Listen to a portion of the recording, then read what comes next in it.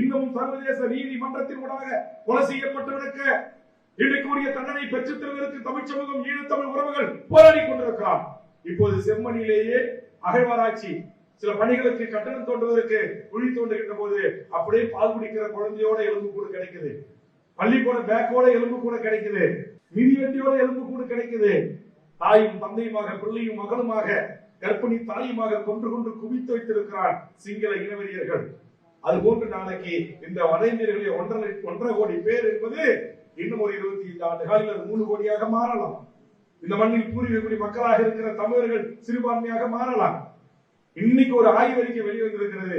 தமிழ்நாட்டின் பிறப்பு விகிதம், குழந்தை பேர் விகிதம் குறைகிறது. ஏன் சின்ன பையன் பெரிய பையன் பாகுபாடு இல்லாமல் அரசாங்கம் விற்கிற சார்பார் கடையில குடிச்சிட்டு ஆன்ம தன்மையை இழக்கிறான்.